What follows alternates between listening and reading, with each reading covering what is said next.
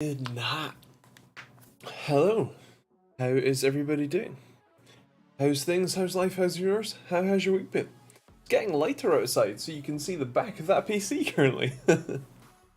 Hello. How is everybody doing? How has your week been?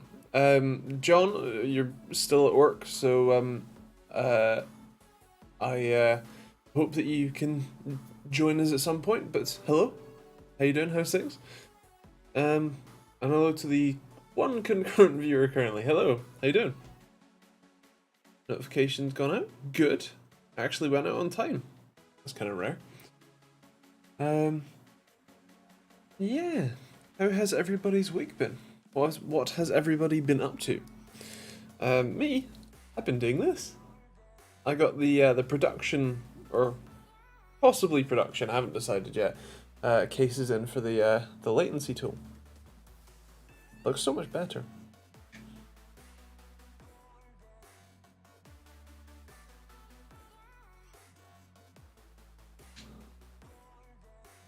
I'm very happy with it. I have had to do a full full redesign of the board again for the version 4 of the PCB.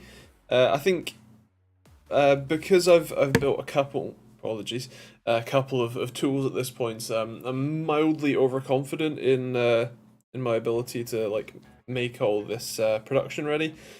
So yeah. Hello Simon and hello Zig. How you doing?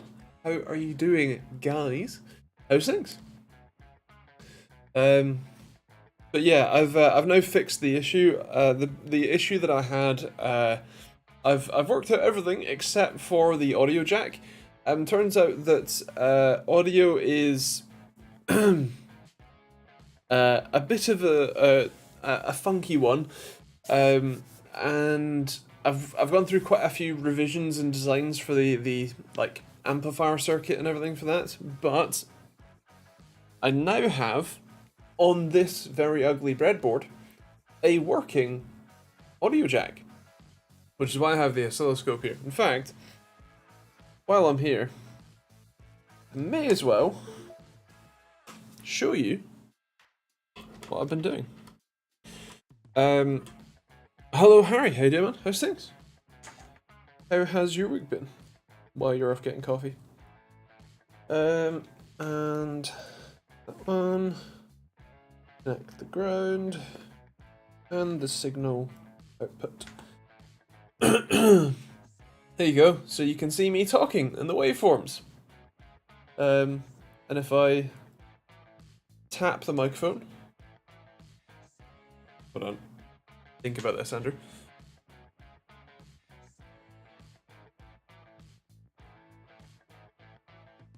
And like, if I talk into it, especially if I get closer to it, the waveforms tend to get quite loud. So yeah, that's now a functioning audio circuit. I'm very happy. Antonis, hello, good evening from Cyprus. Welcome. What's your opinion on monitor OLED burn-in over time?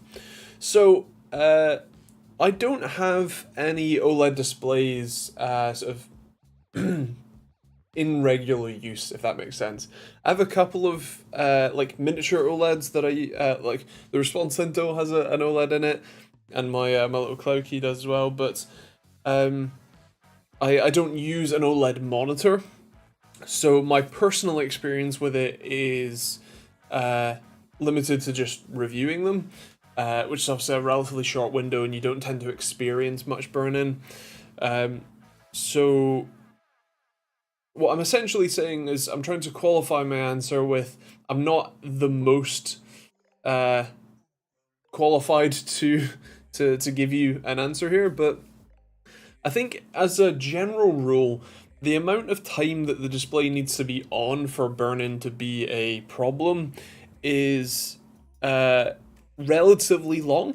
It also depends on what's on your screen. For a TV where you don't really have static icons, you know, there's no like heads-up display on a TV that's going to be there the whole time. It's going to be constantly changing.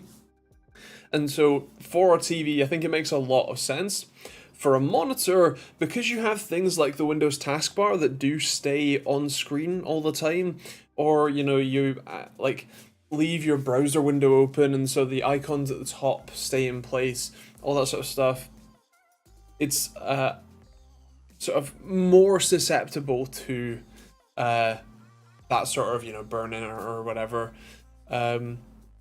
So I think as a general rule that the people who have them are probably quite happy with them. The overall performance is pretty fantastic. And I think you're still talking about a good couple of years worth of life before you even start seeing burn-in, and then you can normally do some sort of panel refresh anyway. So yeah, that's my probably not really that useful answer. Hello Ish, how you doing, man? How's things? And hello Joe. Your heartbeat isn't looking as healthy on the monitor to your left there. No, that is... I'm going to have to disconnect the mic so that I can lift it up. But that is the audio circuit that I made for the latency tool. I cannot explain to you just how much pain this was to get working. But I now have a functioning audio circuit, as you can see by me talking and it, going off. So yeah, I've actually, like, about an hour ago ordered the new version of the latency tools. What you call it? PCBs. That's the word. So I am. I've got the PCBs. They're in manufacturing. They'll be here hopefully late next week, maybe early next week, the week after. Also, these are the close to, if not production cases, which I'm very happy with. There'll be a little dome that goes in here, because there's a little LED under there. Can't quite see it, but to act as a sort of status LED. And yeah, I think that's kind of that, really. And I've ordered some parts to Mauser as well, because I've had to include some more components. Yeah. Welcome back, Harry. I can't promise you greatness, but I hope that you enjoy it nonetheless. Signed up for a few 15-hour days in a row. I'm regretting my life choices. Hi. I can only feel sorry for you. That's the best I've got. Yeah. Best of luck with that. Hope you make it out the other side.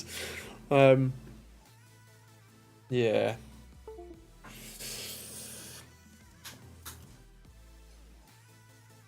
Move this out of the way before I inevitably smash it or something.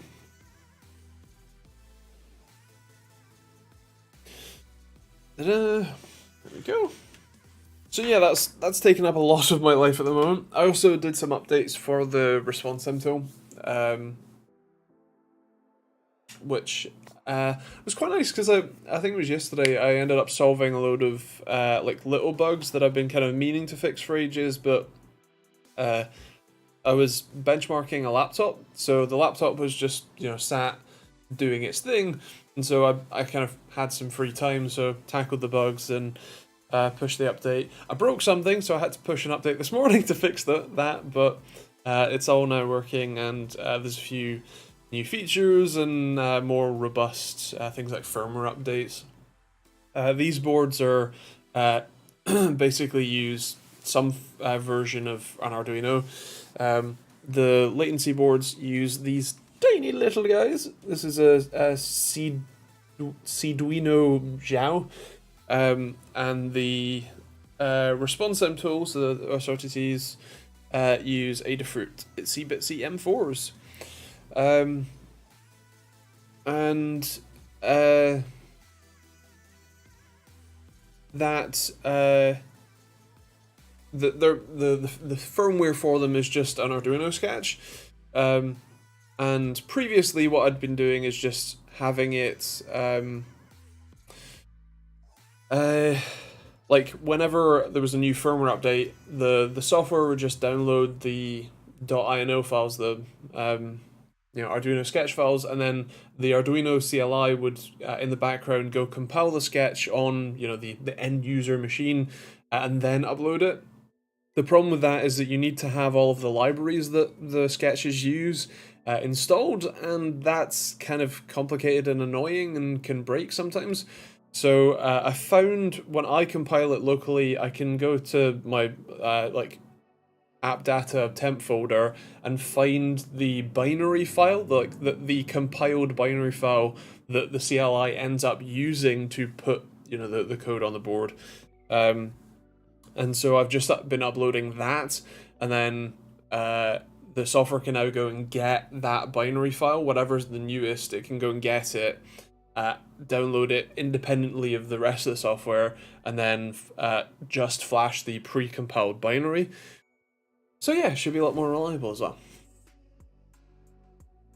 OSLTC, are you advertising Linux Tech Tips on your device? No, it's to fit with it's the open source latency testing tool, and it's also to fit in the same naming convention as the OSRTT. It just happens that one's for testing response times and one's for testing latency. But I see what you're getting at.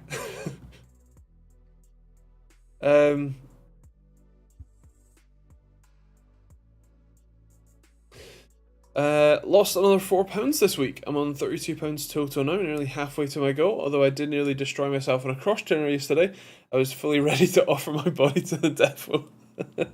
Well, congratulations on the progress, and it'd be good if you didn't offer your body to the devil just yet,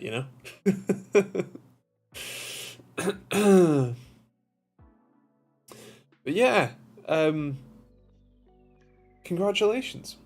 I had a few comments on the Noble Chairs video that was out on Monday. Some of them were talking about the chairs and my that I must have been swayed by having this many failures in such little time. My general kind of feeling towards them is that the failures that I've had are relatively minimal, and I'm not exactly that affected by them. It's not like the quality of the fabric is terrible, and therefore it's like the chair is disintegrating and therefore becoming something that I want to put in the bin. It's just, a support broke inside the side piece, and so I already fixed that other one. My original one, which wasn't very difficult at all. But then some of the other comments were about my physicality, and because I mentioned that I'm now like 115 kilos, which is certainly hefty. But I should clarify that most of that, to be clear, I'm not trying to convince myself that I'm like the pinnacle of health or anything, but most of that is muscle, especially around my thighs. They are anytime I go near a bike, they just get bigger by another inch every time. So yeah, I appreciate the support, although I'm alright. Acceptable small defects in otherwise sturdy and good product. More case of wear and breakages than shoddy build quality. Yes, that's kind of what the message I was going for, because I've had plenty of cheap office chairs, whatever, especially the ones that are made of faux leather, where it's just PVC or vinyl and it just disintegrates after 6 months to a year. Where the sort of, it's not necessarily even shiny, just the black coating comes off and reveals the glue and then the actual fabric underneath it. So that would be what I would consider a failure. Actually, when I had the DX Racer chair, even though that was made of possibly actual leather, maybe it was faux leather, but either way, that started cracking on the front edge. And so you would like sit down on it, especially if you're like wearing shorts or whatever, it would like, pinch the back of your knee, which would both hurt and be quite uncomfortable. So, that's not something that I've had on like the faux leather hero that I've had for like 4+ years at this point. So yeah.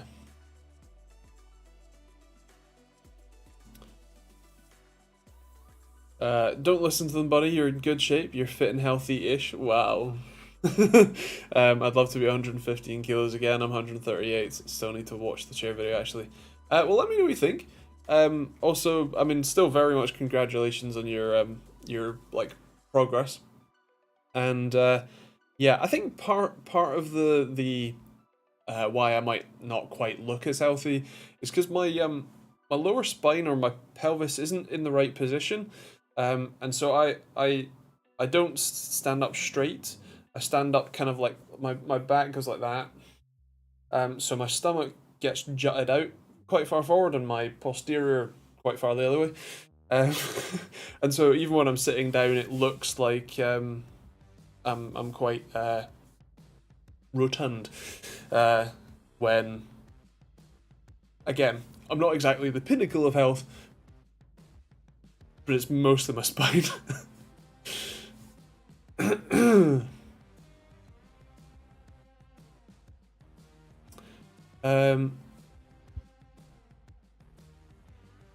Do you have a bit of scoliosis? I don't think it's scoliosis. I think if there's another name, lombardosis. It's my lower spine and or pelvis. I'm on the waiting list for a physio for that. Yeah, just like I'm on the waiting list for autism assessment.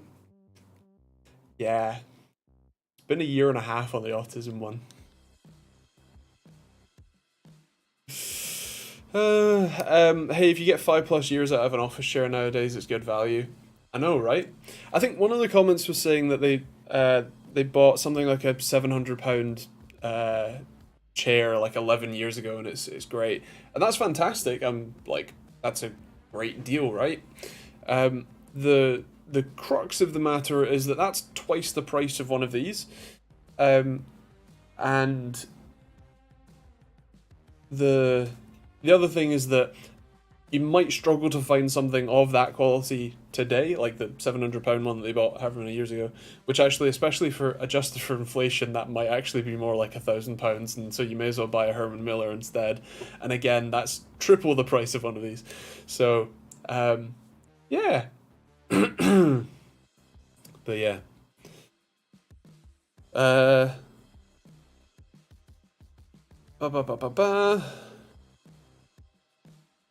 I'm not sure how healthy Andy is. I'll happily see him gain to 150 kilos if he can keep going and not disintegrate. Well, I mean, this has grown quite a lot. Actually, as does my neck. Like, I watched I was looking through footage for the Noble Chairs like reviews that I did, so that I can get the footage from them to include in that video. And wow, I looked so skinny just 2 years ago. Like, my neck alone has gotten quite considerably larger. But yeah. It took 28 months to get my diagnosis of chronic OCD. Sucks the waiting times are so long for any form of autism, but should be getting closer now at least. I was told when I signed up that it was a 3-year waiting list, so I am not quite halfway there yet. Or I could pay £1,000 to have a private company do it for me.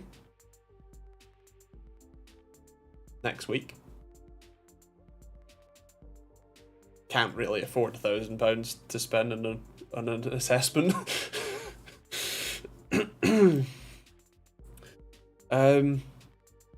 Nothing so dramatic. I picked a fight with a long bit of timber while repairing my house and lost. I'm sorry for your loss. what sort of injuries did the piece of timber inflict on you as you were fighting with it? Oh, actually, speaking of, don't get me started on how my brain made connections between that. At the Wheel is going to get a video next week because my good friend Phil is bringing up his dad's new Dacia Duster. It's the dual clutch one with a bigger engine, so gonna check that out. Also, my other friend Dan may have been in a car accident, and so I might do a video talking about what to do. You know, if you're in a car accident, obviously not including injuries. If there's any injuries, I would hope that you don't listen to anything I say. I'm more talking about like how to assess the damage in your vehicle. You know, make sure that you've got pictures and evidence, and to get the other people's insurance information, driver's license, etc. That sort of thing. Not how to, I don't know, fix a broken arm or something. I'm clearly not qualified.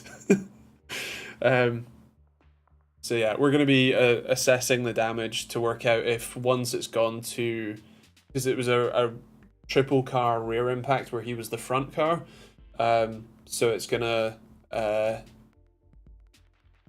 it needs a rear bumper, it needs a rear boot lid, maybe rear hinges, and apparently the tracking feels off again, like the rear subframe bushes are broken. You know, the ones that we replaced like a month ago. So we're going to assess the damage and see how that goes, and then we'll see if it's worth buying back from the insurance, assuming that they can't and write it off again, as in for the second time. So yeah. Can't you expense it as a business expense, like staff health and safety? There's a thing with like expenses where you have to explain how much is business use and how much is personal use. I'm not sure how well I could convince the taxman that my autism assessment was in fact 100% business use only. And also, like, when you say you can expense it, that doesn't magically make it free. I'm not saying that's what you're saying, I'm just explaining. It's a very autistic thing to say. But yeah, it doesn't make it free to me. There's a sort of opportunity cost of, like, if I were to spend £1,000 on a autism assessment, depending on how much tax that purchase writes off, you at most you're talking about, it's a sort of 20% cashback type thing. So it'd be like £800 to me, relatively. But especially since I've started building physical tools, my expenses have gone up because I have to buy everything, and I have to buy the cases, I have to buy the PCBs, I have to buy all the parts, buy things like solder and flux and solder paste, solder masks. The development costs is not insignificant either. Like, I've spent a good few £100 just on the development of the latency tool, and that's not including things like my time to write all the software. So my cash, like, revenue versus expenses, especially once you then factor in the personal allowance, means that I generally don't pay all that much in tax anyway. So yeah, long story short, no, I can't just expense it. I have a Herman Miller. I've had a Herman Miller for about 3 years now, and it's like new. They do say that the bottom cushion will need replaced after 6 to 8 years normal wear and tear. I mean, that's not that bad. Is the bottom cushion something that you can relatively easily detach from the rest, like the chair frame or whatever? Because obviously with these, the seat base is the structural support for the seat back and the armrests and the tilt mechanism, they all bolts to the seat base. So to replace the seat base would be to essentially buy another chair, which is one downside. Hello, Wouted. How you doing, man? How's things? How's life? Happy days. Do you want to review the X-Trail when I get it? I know you're not an SUV fan, but the hybrid system is worth a video. I would certainly consider it. Grimsby and where I am is a bit of a distance, but I'm sure we could work something out.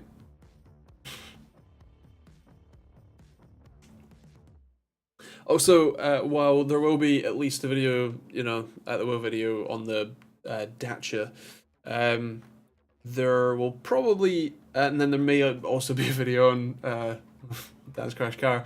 The SMMT day is at the end of the month, so I'll be doing videos on that as well. I don't know, they haven't published the events list to say who's coming yet, like what cars are going to be there and whatnot, but yeah, no events found yet. The past one's still there, but yeah, once that's up and I know what vehicles are going to be there, I will have a better chance to work out what sort of cars I would want to drive while I'm there and make video on. So I'm hoping that that means I'm hoping that there'll be at least one video's worth, if not multiple. So yeah, we'll see. Not too bad. Still awaiting a Royal Mail 24-hour package, which is now 120 hours late. That's fine. Just a router that I need to have internet. Hope it turns up tomorrow. Does the tracking say that it's shipped and all that? Looks like you pull it apart as everything is attached to it, so that would be fun. It is all bolts looking at it. Okay, that's fair. I mean, it's better than these chairs because the seat base is very much integrated. Although saying that, I did repair the seat back on the one that broke, and that was not that difficult. The only thing is that these seat the covers, the fabric itself, especially on the seat backs, they've got two zippers that go down the back side, and what it looks like they do is they sew in the zipper to the fabric with the little slider toggle on it up at the top, and then they attach some string or whatever and pull the zipper down and out, and then the zipper actually falls off the bottom, and then they just tuck it in, and then there's a couple of clips, basically bits of bent wire that hold the bottom seam together. That's fine, but when you go to then open the back up to fix any of the framework inside, like I did, what happens is the zippers are open and you can't shut the thing again, so you have to buy. I found out there were number 7 zippers, if anyone's interested, and so you just slide the zipper slider, I think that's what they're called, on, and then in my case I just used I think it was nail clippers, the large nail clippers, because it has a flat end and relatively easy to hold. You just push the back of the zipper up, and so it's all back together. I had to use some pliers to get those clips back in, but again, once that's in, it's all back together. So yeah, a bit of a pain, but not impossible. Tracking says it's taking a tour of the UK distribution centres. That's a bit of a weird one. The only reason that I would think that would happen is either postal workers are striking, or the address is incorrect or whatever.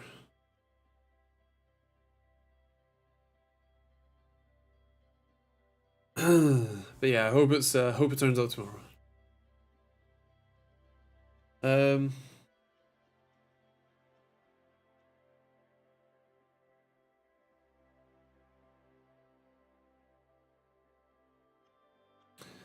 Ba, ba, ba, ba, ba.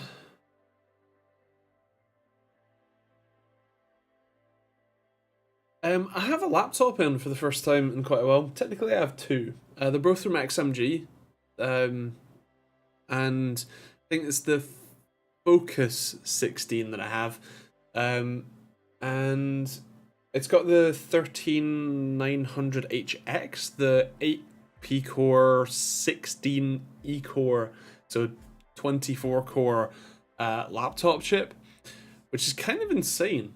And yeah,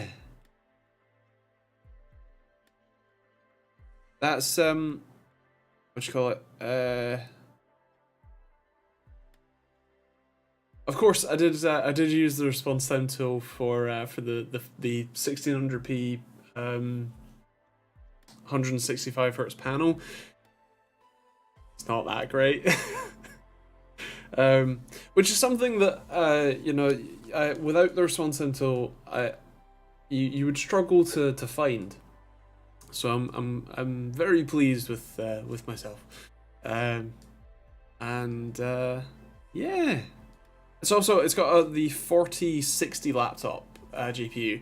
So with XMG and Schenker technologies in general, you can customize the laptop. So you go to their site, you go to their configurator, and then instead of with like someone like ASUS or MSI or whoever, instead of that like them picking specific specs and then only manufacturing like one 1440p model with this much RAM and this much SSD and this CPU and GPU, you just go to Schenker's site and you pick which GPU you want, either 4050, 4060 or 4070.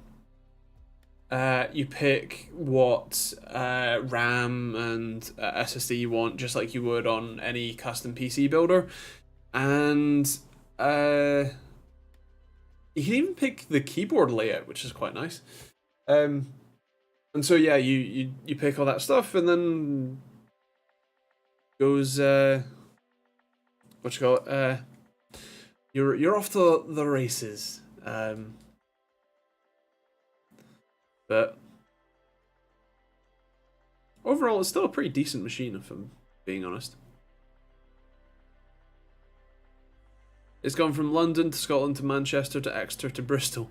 Ah, that's not right.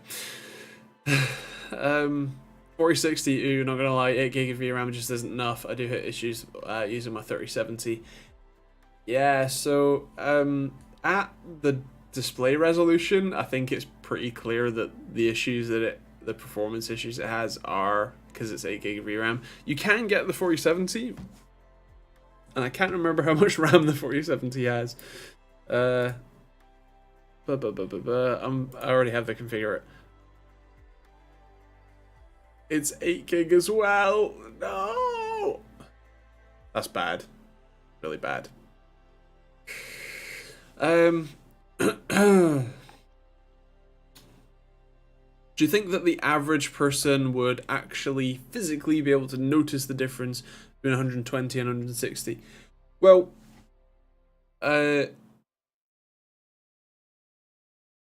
there's a difference between benefit from and physically see. So as a general rule, like probably not. Even like maybe side by side, if you're like super picky with it, maybe you could notice a little bit of perceived smoothness difference. But as I explained in the why we need 1000Hz monitors video, it's not necessarily that you can see the difference, because generally speaking you can't. There's not that much of a visible difference. I mean, I did testing ages ago comparing 144Hz to 240Hz, and I generally couldn't tell the difference between the two. But that doesn't mean that there isn't a physical it's not physically better, right? And so the main sort of differences are the perceived smoothness, the smoothness that comes from a faster refresh rate, and therefore the image is stationary for less time, therefore your eyes don't blur the shit out of stuff, and then tertiarily the latency difference, because at 120Hz, I can't do the maths in my head, 100 hertz is 10 milliseconds, so that's like 8 milliseconds? 8.3, yeah. So 8.3 milliseconds versus 6 milliseconds. If if let's say latency is 1 frame, hypothetically, you get to see the enemy showing up. You get to see whatever 2 milliseconds faster than someone on a 120 hertz screen. Obviously, that's still only 2 milliseconds, but when you start adding up all those sorts of 2 millisecond here, 2 millisecond here, 2 millisecond here, it adds up to an actual competitive advantage for those sorts of Twitch shooter type games. So as a general rule, no, you probably can't notice the difference, but that doesn't mean that there isn't one, and that it isn't better. Hello Mark, how you doing, man? How's things? How's life been?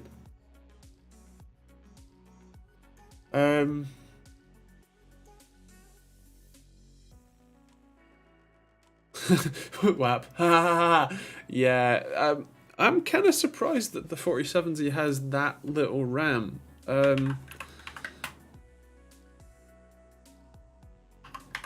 Do other manufacturers...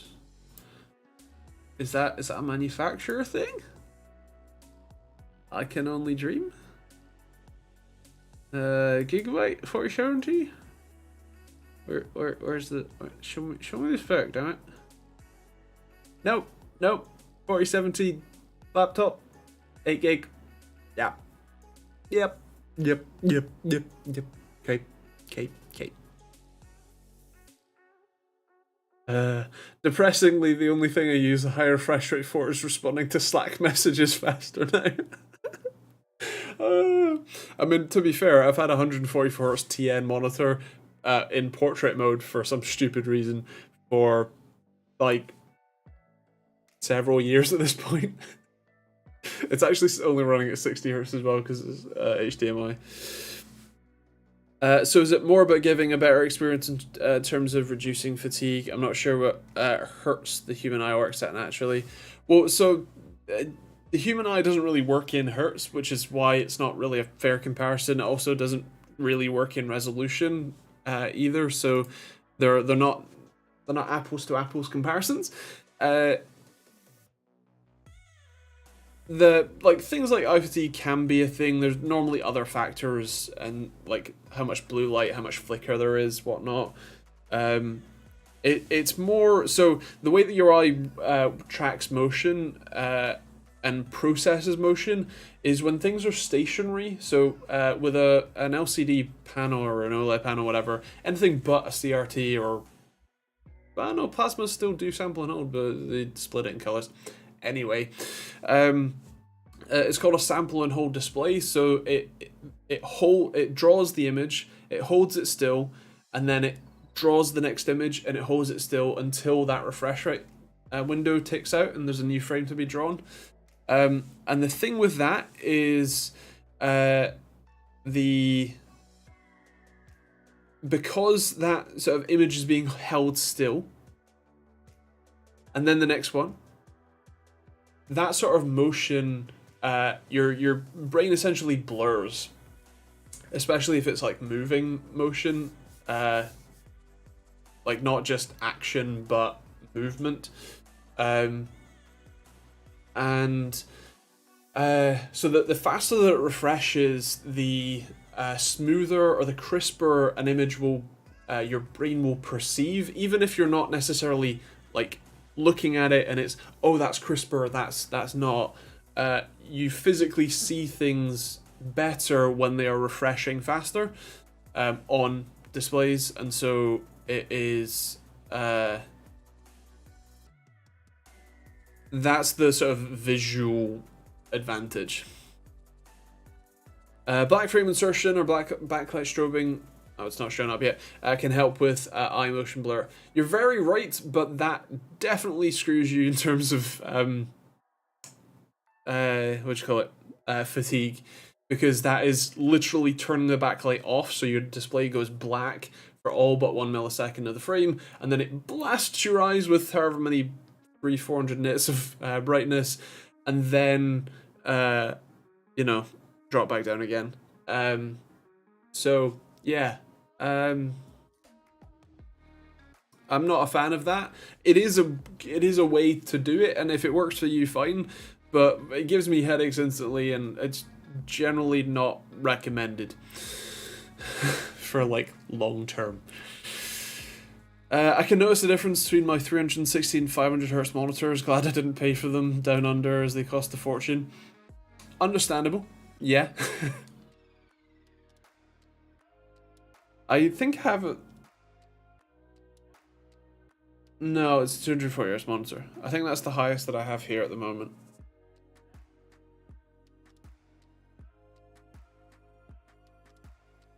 I feel ill if I use it. Yeah, I get a headache almost instantly. There's a big reason why all of the monitor manufacturers switched to flicker free, you know, as like a main marketing term in like 2010 or something. So yeah. Navjack, hello. What should I do?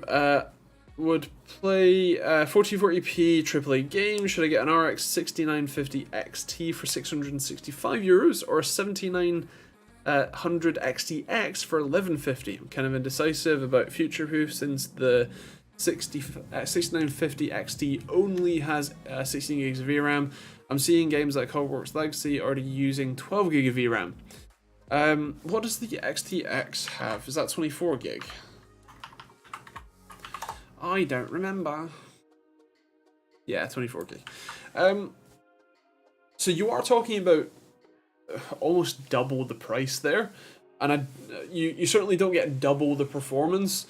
I would think of it personally. I would think of it in the sense that if you have, hypothetically, if you have that like €1,200 to spend right now, you could spend half of it and then like save or invest half of it, and then you can afford to buy another card in 2, 3, 4 years time when 16 gigs is already when 16 gigs becomes not enough, and still have ended up with more money at the end. So I think personally, like, there's certainly nothing wrong with getting the 7900 XTX. It's certainly not a bad choice, but when the 6950 XT is available at such a relatively low price, you know, if it was more like €800, then that's a lot closer of a gap, and so maybe it is worth stepping up. But for almost half the price, kind of hard to justify.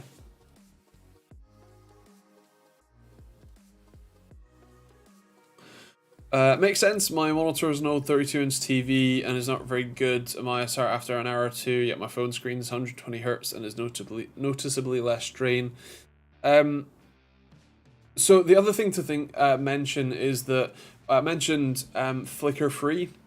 So that's basically where the monitor's backlight often was control, like the brightness is controlled by what's called PWM, or pulse width modulation. I would show it to you. Actually, I can technically show you on my oscilloscope since it is already on my desk. I can't show you the PWM part, but I can show you a square wave and explain from there. As part of the like how to calibrate the oscilloscope, it comes with a little square wave generator. Or the little dust boot, whatever is sitting around. Let's weigh in, pulse provision, up.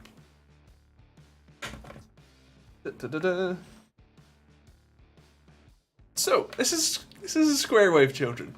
Welcome to my electronics class. So basically, pulse width modulation, you can think about each one of these, one up, down, and then back up again, or down to that point, as one pulse. And so right now what you're seeing is basically a 50% duty cycle. So it's on for 50% of the time, off for 50% of the time.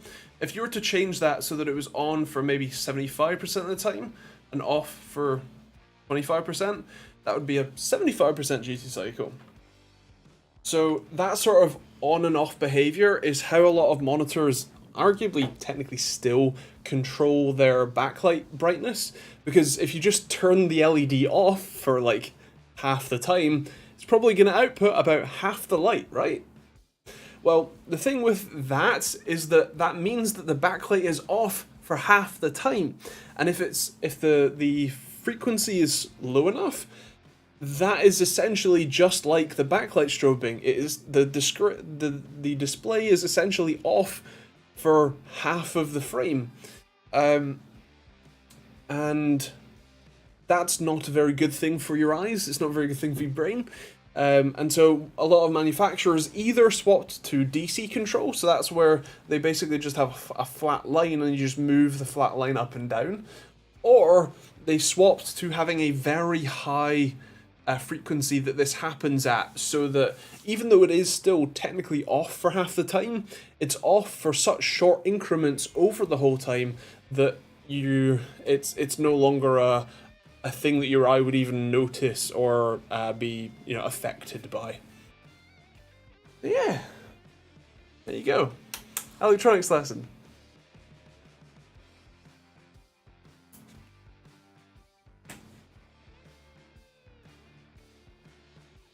Simple, buy 120Hz or higher OLED, game changer. Couldn't go back to IPS or VA. If we could only all be so that wow, I screwed that up.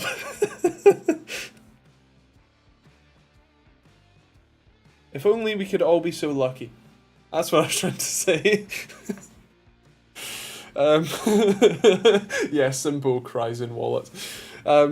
Yeah. I would absolutely love to. I'd love to have only OLEDs because they're absolutely fantastic. The 0.1 millisecond response times is something that I'm a big fan of, obviously. But yeah, the cost and availability are the two limiting factors for that.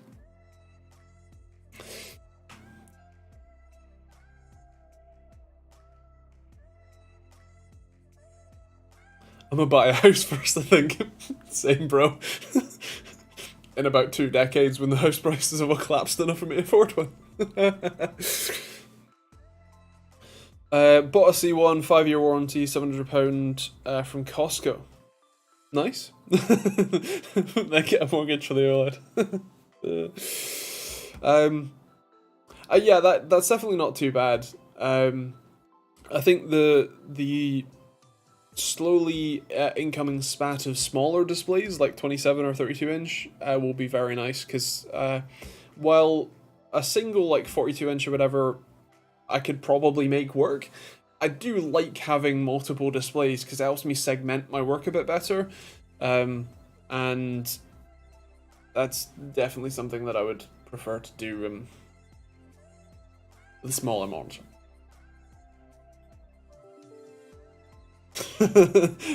Every day's a school day. Wait, you guys have wallets? Oh, that whatever show it is or film it is meme. Play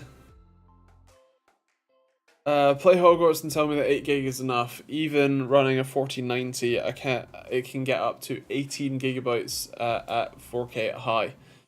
Damn. Hello, John. How you doing? How's things? Any interesting topics? We talked a little bit about the latency tool, which I now have the possibly finished case design for, and also my the audio circuit, which is why I have my oscilloscope on my desk. Also, we had a little electronics lesson about post-width modulation.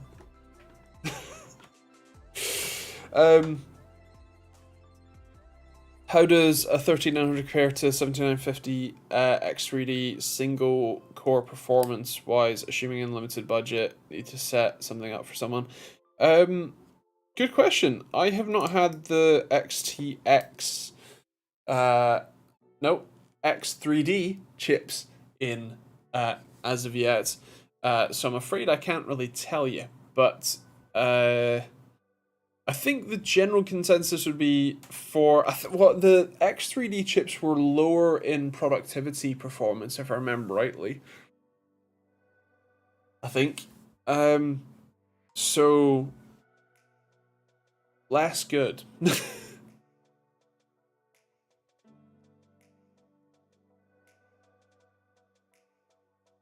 Especially with improvements to the shed. Well, ironically, because the 7950 X3D is only has 3D V-cache on one of the chiplets, if I remember rightly.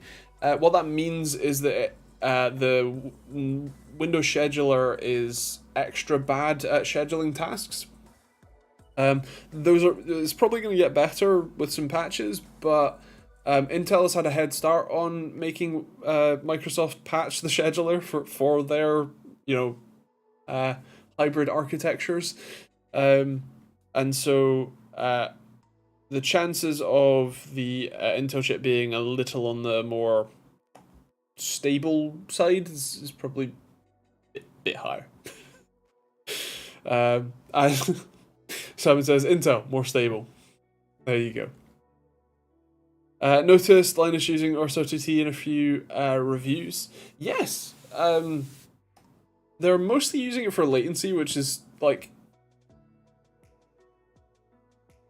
kind of annoying, because it's a response time tool.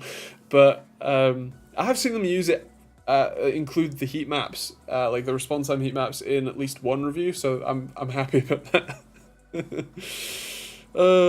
Yeah. Oh, it does, doesn't it? I don't know how either the Intel baby cores work with Proxmox virtualization and Windows guests. That's a good point. If you wanted the sort of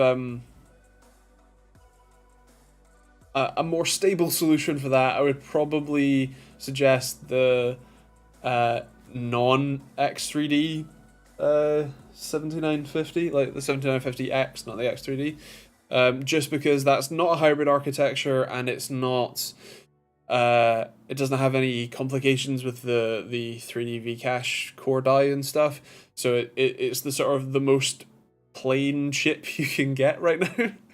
Because obviously everything from Intel, especially everything with the most cores possible, is hybridized. I guess you could start looking at like the Xeon Ws or whatever, but for consumer stuff, yeah. Contact him and shout you're doing it wrong. I mean, it's fine. They're making use of the tool, which is all I could ever want. So yeah.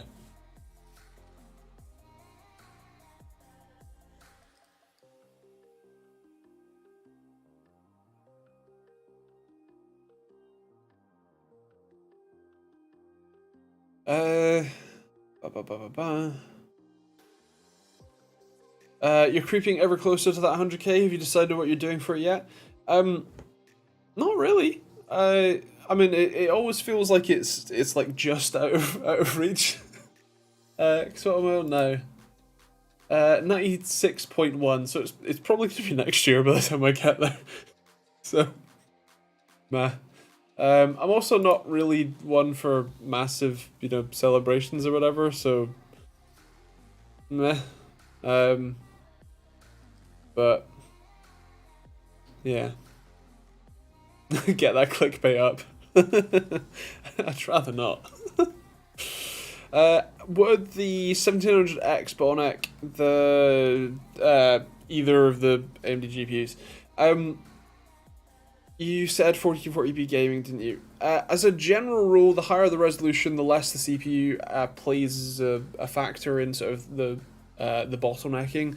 And also, bottlenecking isn't quite as simple as this will bottleneck this. It depends what you're doing, and depends on the game and all that sort of stuff. And there's also like, it's not like it just flat out won't work, because you could quite happily, like, let's say you bought that configuration and then you dropped in the 7800X 3D. You're going to get more performance out of that graphics card, essentially, from that faster, that higher end CPU. But that doesn't necessarily mean that the 17600X was a bad choice, right? So to reframe the question a little, the 7600X is not a bad choice for those cards. You can get more performance with a higher end chip, for sure, but it's not going to be such a limiting factor, especially at 1440p, that you're gonna, be wondering where all the performance went, right?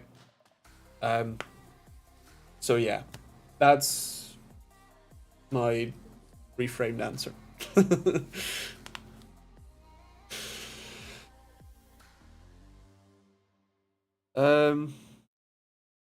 I saw a comment from WAP about whatever is available in Hertzner or something, but that's not showing up in my my YouTube chat, and it's now disappeared from the screen. So I'm not entirely sure what you said, and therefore I can't reply.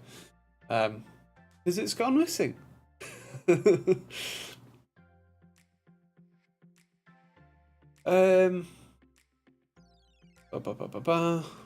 see.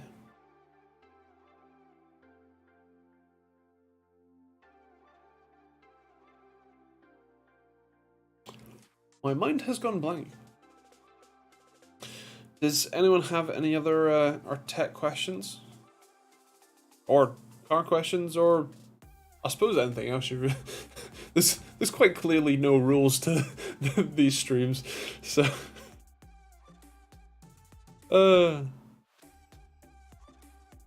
Thank you very much, Navjack. I hope that I have been helpful. Your monetary praise will show up as a notification in but a moment whenever Streamlabs decides to detect it. Welcome to my mind's constant state. Well, so I have ADHD, and I have the type of ADHD that doesn't shut up. I cannot sit still, and even if I am sitting still, I'm fidgeting with something.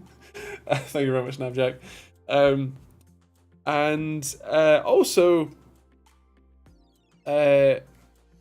like, even if I am sitting still and even if I'm fidgeting, my brain doesn't shut off either, so I'm always thinking about something at all times of the day until I fall asleep.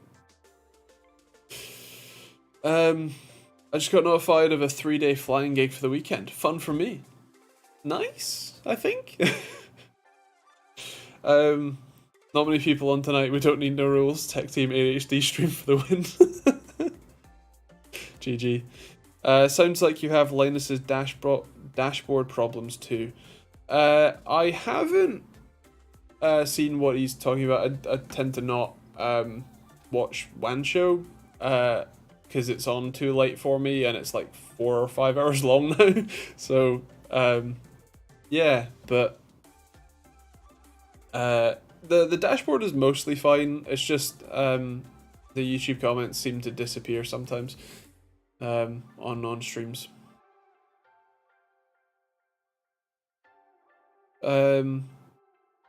Shill links in the description, including super cool Atwa hoodies and TCGB t-shirts. I'm actually going to buy some more because I've grown out of these. I think I've grown like height wise, because they don't fit lengthways anymore either, as well as like biceps. So I what do you call it? I shall be purchasing my own merch soon. I shall raise this with YouTube Man. He appreciates me moaning about his issues. Nice. You've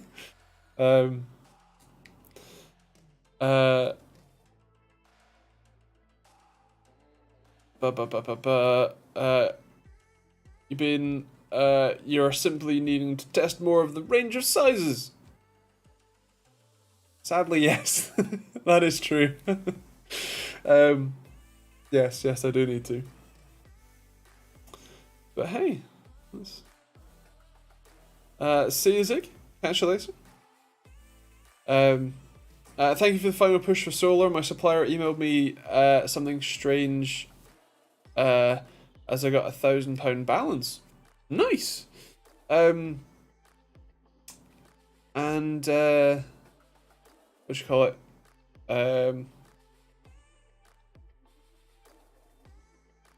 How's that going? I seem to remember you bought the panels? Gosh, it's been a while. Yeah, my solar setup has been paying dividends at the moment. I've been plugging in my UPS, which runs my PC and my Overkill, my Threadripper NAS, and my QNAP NAS.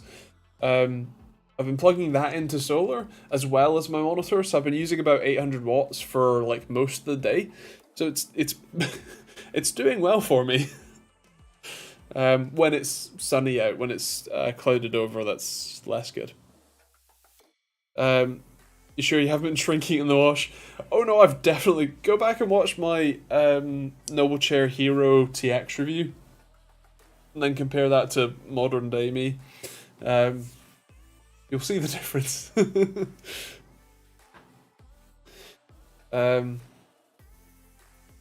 Yeah.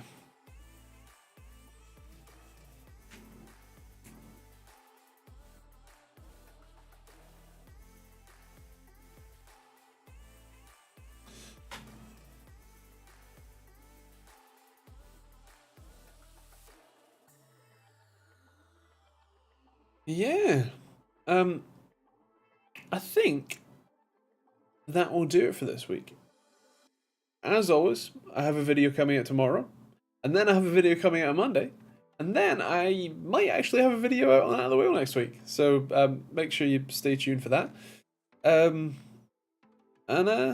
Yeah, I hope you all have a good week. I hope you stay safe, have fun, and I'll see you all next week for a stream. Bye, guys.